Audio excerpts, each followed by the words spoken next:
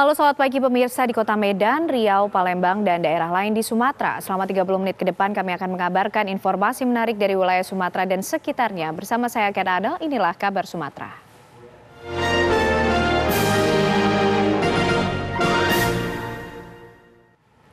Untuk memastikan stok beras dan minyak goreng aman jelang Ramadan, pemerintah Kota Pekanbaru melakukan sidak ke gudang Bulog. Dalam sidak tersebut, Pemkot mengatakan stok beras masih mencukupi hingga Lebaran tiba. Untuk memastikan stok pangan cukup selama Ramadan dan Lebaran nanti, pemerintah Kota Pekanbaru mendatangi gudang Bulog yang berada di Jalan Jenderal Sudirman, Pekanbaru.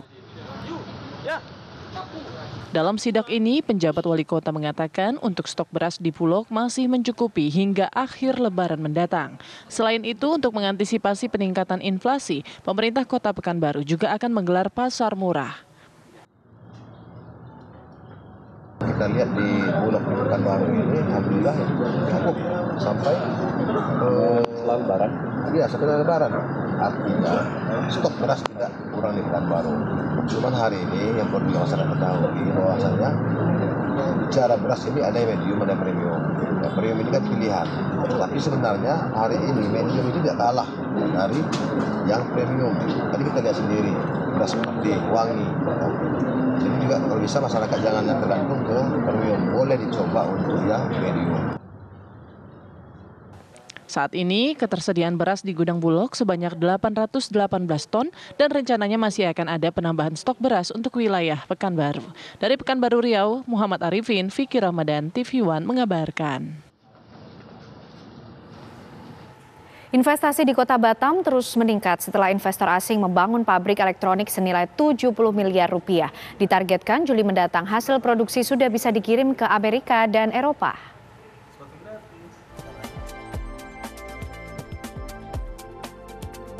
International Business Association memboyong para investor asing untuk berinvestasi di Kota Batam.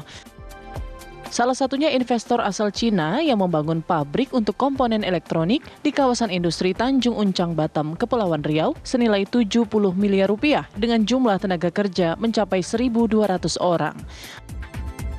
Ditargetkan pada April mendatang, proses produksi manufaktur perangkat elektronik sudah beroperasi dan pada Juli hasil produksi sudah bisa dikirim ke Amerika dan Eropa. Dengan adanya kerjasama dengan BKPM itu para investor lebih percaya untuk masuk ke Indonesia gitu loh, karena ada platform yang benar yang bisa meng-guide mereka. Jadi dari hari ini juga dia udah membawa beberapa investor untuk masuk ke Batam. Kemungkinan besar bulan depan semuanya udah masuk. Ada beberapa investor lagi yang skalanya lebih besar daripada pabrik ini. Investor asal Cina mengatakan posisi Pulau Batam yang strategis menjadi pertimbangan penting bagi investor karena mempermudah pengiriman produksi ke negara Amerika dan Eropa. Dari Batam, Kepulauan Riau, Alboin, TV One mengabarkan. 5 unit rumah toko atau ruko di Jalan Nasional Melaboh, Aceh hangus dilalap si jago merah. Kebakaran tersebut mengakibatkan seorang pemilik ruko terluka. Warga yang berada di sekitar Jalan Nasional Melaboh, Aceh Barat, Aceh dibuat panik lantaran api besar tiba-tiba muncul melalap 5 unit rumah toko ruko yang berada tepat di samping gedung Bank Aceh. Setelah 1 jam, api baru dapat dipadamkan. Sebanyak 7 unit mobil pemadam kebakaran BNPB Aceh dikerahkan. Beruntung, petugas pemadam kebakaran dapat menjinakkan api sehingga tidak merambat ke tempat lainnya. Armada yang kita turunkan 7 unit, 5 unit fire truck, 2 unit fire jeep. Kita gunakan juga mesin portable. Akibat dari kebakaran ini, seorang pemilik toko terluka ringan saat akan menyelamatkan barang berharganya. Dugaan sementara penyebab kebakaran berawal dari ledakan tabung gas 3 kg. Namun untuk memastikan penyebab kebakaran, polisi masih melakukan penyelidikan. Untuk sementara belum bisa kita pastikan sebelum ada hasil dari tim Reskrim dalam hal ini identifikasi, jadi untuk sementara apakah dari tabung gas ataupun dari arus pendek, untuk sementara belum kita dapat simpulkan karena belum ada hasil dari identifikasi. Kebakaran yang menghanguskan 5 unit rumah toko ruko di Jalan Nasional Melaboh, Aceh Barat, Aceh ini diperkirakan menimbulkan kerugian hingga 1 miliar rupiah lebih. Dari Melaboh, Aceh, Haidir Azhar, TV One mengabarkan. Seorang warga desa di Asahan, Sumatera Utara yang sempat 2 hari dicari akhirnya ditemukan sudah meninggal dunia di dalam sumur. Jenazahnya diangkat beramai-ramai oleh petugas pemadam kebakaran. Petugas pemadam kebakaran berusaha mengangkat tubuh seorang pria dari sumur sedalam 8 meter. Pria tersebut dalam keadaan sudah meninggal dunia. Upaya mengangkat tubuhnya cukup sulit karena sumur ini sempit. Dalam waktu sekitar 45 menit, petugas akhirnya bisa mengeluarkan tubuh pria itu dari sumur. Evakuasi dilakukan lebih kurang sekitar 45 menit, hampir lebih kurang seperti itu, karena kita mengalami kendala medannya, sumurnya terlalu kecil sehingga mempersulit kita untuk turun ke bawah. Alhamdulillah evakuasi berjalan dengan lancar dan korban sudah bisa kita evakuasi ke atas sumur. Pria yang meninggal dunia itu adalah Andri Margolang, warga Dusun 4, Desa Mekar Tanjung, Asahan, Sumatera Utara. Ia sempat dicari selama 2 hari karena tidak pulang ke rumahnya. Jenazahnya ditemukan di sumur di kebun kelapa sawit dekat rumah. Dari Asahan, Sumatera Utara, Jasa Manurung, TV One mengabarkan. Usai jeda, kabar Sumatera kembali hadir untuk Anda.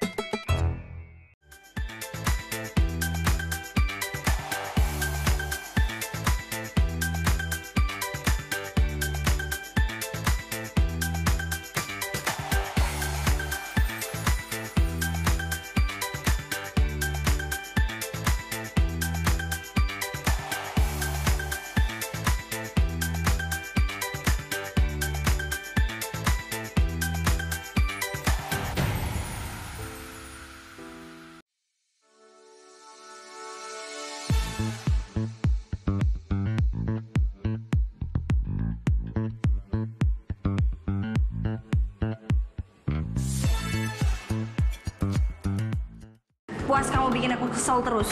Aku salah apa lagi sih, sayang? Bukan kamu, Mas. Ini TV-nya nih berbayang terus. Aku udah beliin kamu set-top box TV buat nonton siaran TV digital. Kau pasangin ya.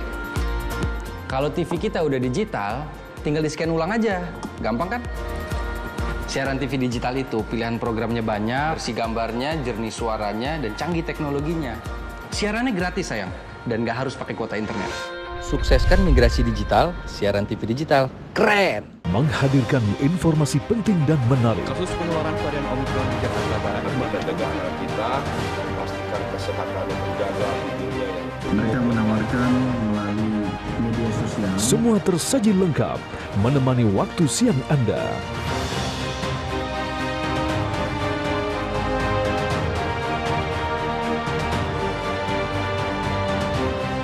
Saksikan kabar siang hanya di TV One. Menghadirkan tema terpilih. Sejumlah persiapan terus dilakukan jelang keberangkatan kloter pertama calon jemaah haji dari berbagai daerah. Salah satunya adalah persiapan asrama haji yang akan menyambut para jemaah haji. Informasi berimbang dan proporsional. Dukungan bagi para tokoh nasional untuk maju di pemilihan presiden 2024 terus bergulir. Kabar petang pilihan live di TV One.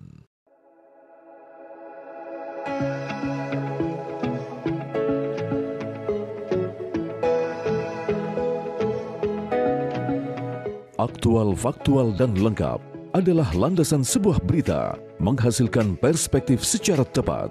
Dengan dukungan teknologi terkini, hadir untuk Anda tvOneNews.com sebagai platform terintegrasi antara broadcast newsroom dan media digital. Akses segera tvOneNews.com melalui website maupun smartphone Anda berbasis Android dan iOS. tvOneNews.com.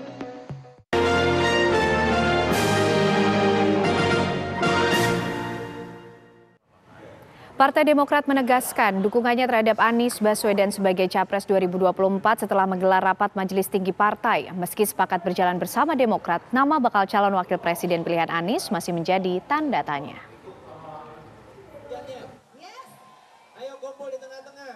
Partai Demokrat kembali menerima kunjungan dari Anies Baswedan di kantor DPP Partai Demokrat. Kedatangan Anies disambut langsung Ketua Umum Partai Demokrat Agus Harimurti Yudhoyono dan ratusan kader serta simpatisan yang telah memadati kantor DPP Partai Demokrat. Tak hanya pengurus pusat, anggota Majelis Tinggi Partai Demokrat turut hadir dan bertemu dengan Anies Baswedan.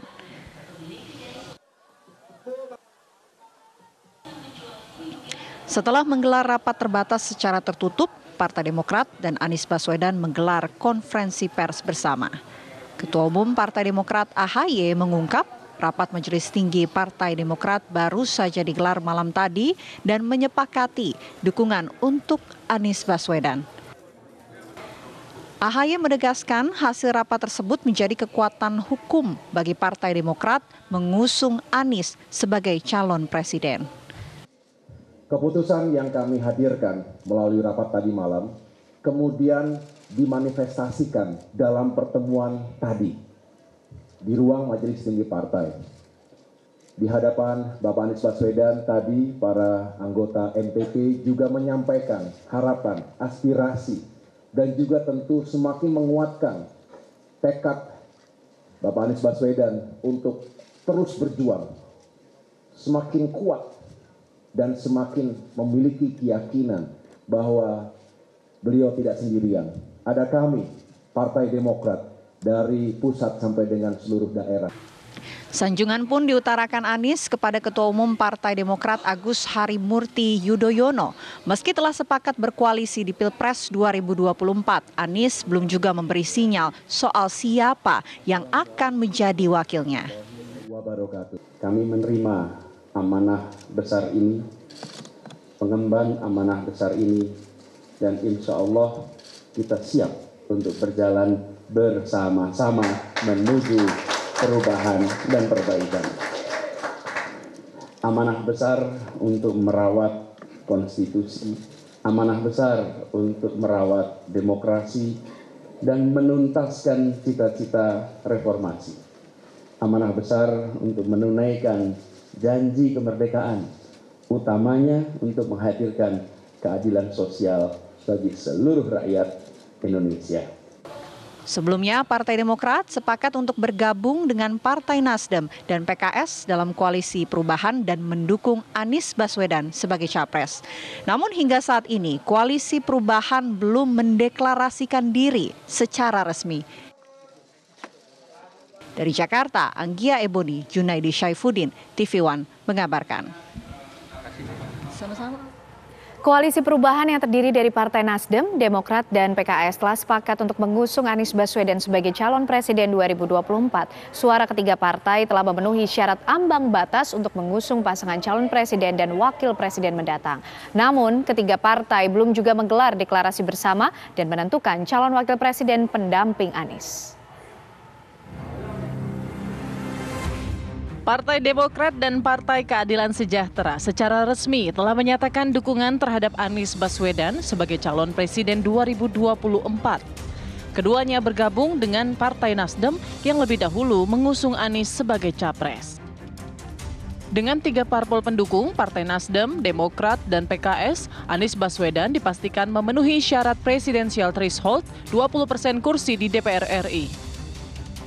Jika digabungkan, ketiganya memiliki angka 28,35% presidensial threshold yang artinya cukup untuk jadi tiket Anies Nyapres di 2024.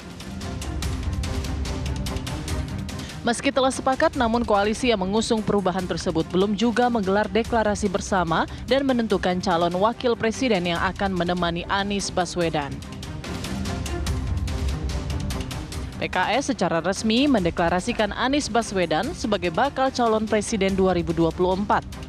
Deklarasi dihadiri langsung oleh Anies Baswedan. Setidaknya ada 3 kriteria yang telah dipenuhi oleh Anies sehingga layak diusung oleh PKS. Ketua Umum Partai Demokrat Agus Harimurti Yudhoyono dalam beberapa kesempatan bertemu dengan Anies Baswedan dan menampilkan keakraban keduanya.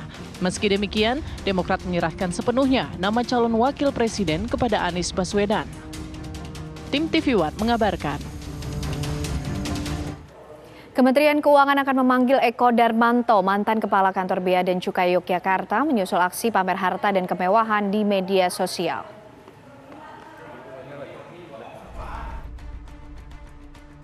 Jagat media sosial kembali viral dengan aksi flexing atau pamer harta para pejabat di Kementerian Keuangan. Setelah mantan pejabat Ditjen Pajak Rafael Alun Trisambodo yang semula tersangkut kasus penganiayaan yang dilakukan anaknya, kini muncul Kepala Kantor Bea dan Cukai Yogyakarta Eko Darmanto.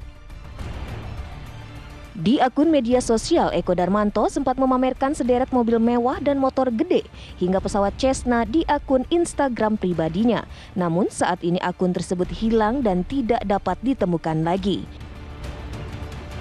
Dalam laporan harta kekayaan pejabat negara LHKPN tahun 2021, Eko memiliki harta 6,7 miliar rupiah, yakni 2 rumah dan bangunan serta 9 unit mobil berbagai jenis dan merek.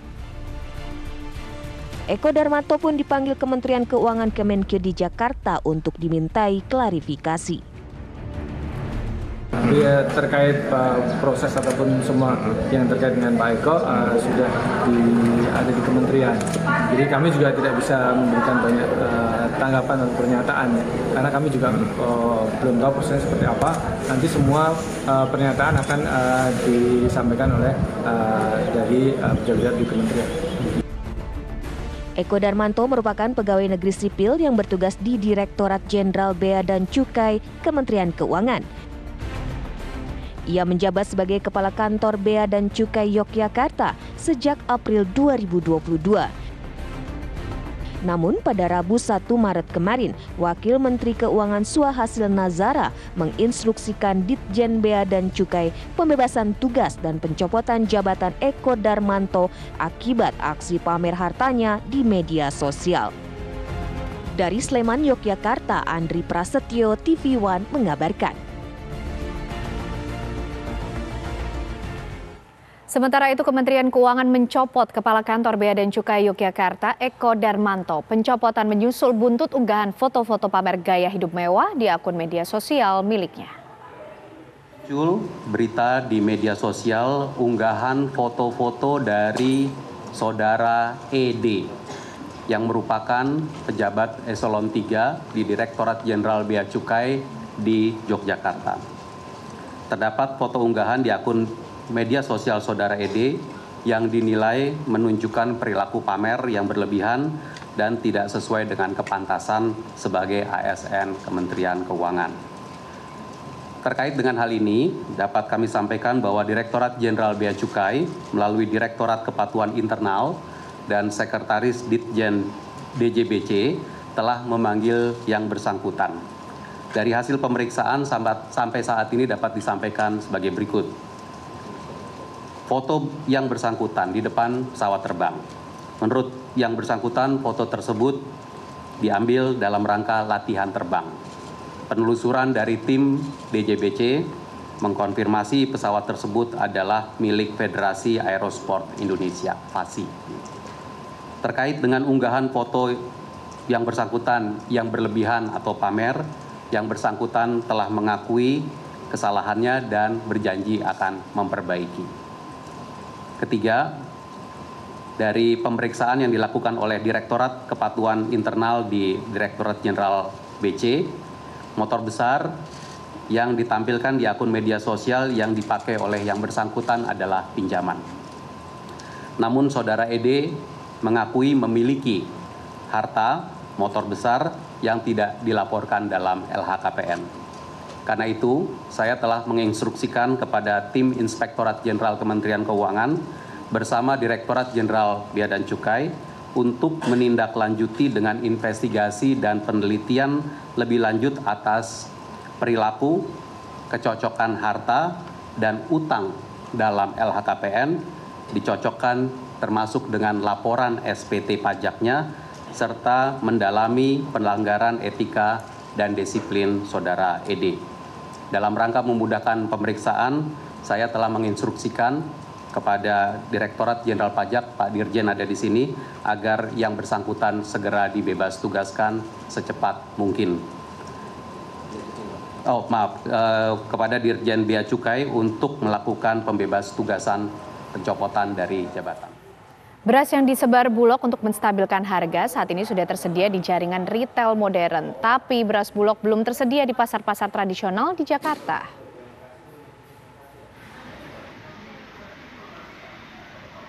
Salah satu toko retail modern di Jakarta menjual beras Bulog SPHP, yaitu singkatan dari stabilisasi pasokan dan harga pangan. Harga Rp47.250 per kemasan 5 kg. Artinya, harga per kilogramnya Rp9.450. Jauh di bawah harga beras di pasaran saat ini. Ketersediaan beras Bulog di sini cukup banyak. Toko juga tidak memberlakukan pembatasan jumlah bagi konsumen yang membeli beras Bulog. Tak hanya di Jakarta, toko retail modern dengan jaringan yang sama berdasarkan pantauan TV One juga menyediakan beras Bulog di toko cabang luar Jakarta, seperti di Kabupaten Tangerang, Banten. Tapi beras Bulog justru belum beredar di pasar-pasar tradisional di ibu kota Jakarta. Tim TV One telah memantau keberadaan beras Bulog Pasar Palmerah, Pasar Kebon Melati, Pasar Johar Baru, Pasar Kemayoran, dan juga di Pasar Rawasari Cempaka Putih, Jakarta Pusat. Namun tidak menemukan keberadaannya. Belum ada pendistribusiannya, belum datang minggu ini. Jadi memang nggak jual, Bu, ya? Iya. Itu banyak permintaan nggak dari pembeli, Bu? Yang orang itu nggak ngerti, Pak, beras Bulog sama beras ini juga nih. Tapi memang nggak ada pendistribusian ya? Terus Ibu dari para pembeli ada nggak yang bertanya, oh ada beras Bulog gitu? Nggak ada. Nggak ada ya? Jadi pada beli beras biasa aja? Beras biasa. Dari Jakarta, Asben Benep, TV One mengabarkan. Usai jeda kami masih akan kembali untuk Anda.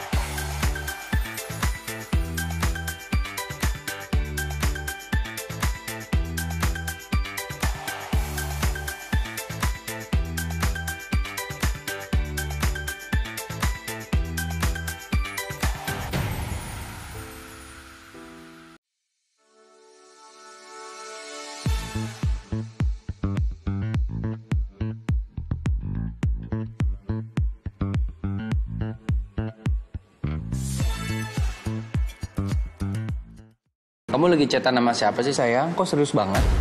Aku lagi nonton sinetron, Mas, di TV streaming. Habis aku males nonton di TV kita, gambarnya banyak semua. Sayang, sekarang kan siaran TV udah digital. Tinggal dipasangin set-top box-nya, langsung nyala. Ih, keren banget, Mas. Aku pindah nonton di TV aja. Lebih enak nonton di TV kan daripada di handphone, nanti sakit matanya. Udah gitu siaran TV digital ini banyak banget pilihan programnya. Bersih gambarnya, jernih suaranya, canggih teknologinya. Siarannya gratis dan nggak pakai kuota internet. Sukseskan migrasi digital, siaran TV digital. Keren! kita menemukan perlakuan kejam dan tidak manusiawi yang kita duga sebagai perbudakan modern dan juga perdagangan manusia. Anak saya lebam-lebam, gusiknya luka, cuma bisa minum, kemudian mata juga lebam. Hukum kita juga sudah bisa menegakkan bahwa anak-anak itu bisa tetap dihukum. Telusur di TV One.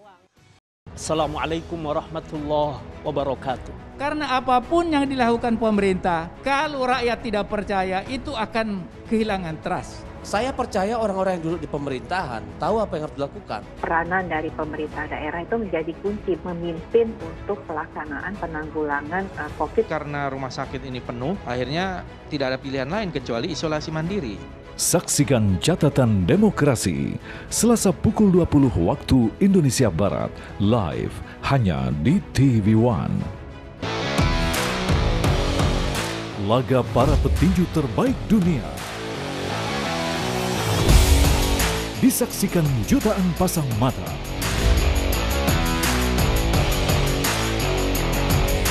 Menyajikan kelas pertandingan yang berbeda.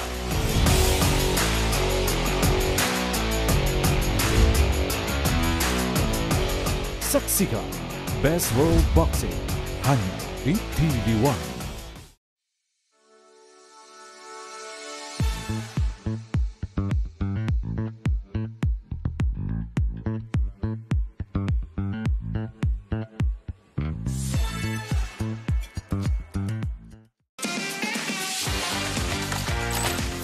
tvOneNews.com, portal web terintegrasi, aktual, cepat dan lengkap.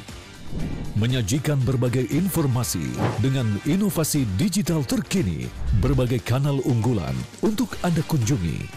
News, daerah, lifestyle, religi, dan kanal khusus G20. tvOneNews.com, aktual, cepat dan lengkap, layanan konten digital terbaik untuk Anda.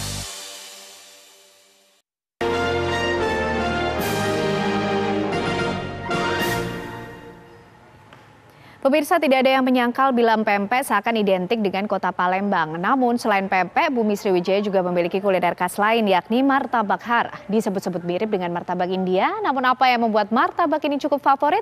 Simak liputannya berikut ini. Sajian kuliner berbuka puasa kali ini datang dari Palembang, Sumatera Selatan, yang biasa dikenal dengan nama martabak har. Terbuat dari bahan baku terigu dan telur bebek atau ayam. Martabak har mirip dengan martabak India, yang membedakannya adalah adanya kuah kari dari daging kambing dan kulitnya yang terasa lembut dan renyah.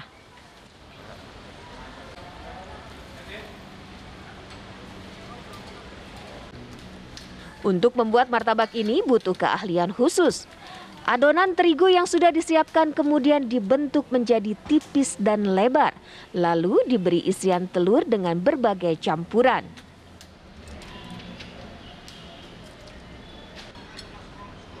Untuk menyantapnya, martabak har akan ditemani kuah kari kambing yang disiramkan di atasnya. Untuk menambah aroma lain atau pedas sedikit menyengat, ditambahkan irisan cabai hijau dan kecap asin. Jadilah santapan unik menggoda rasa dan disantap hangat-hangat lebih nikmat.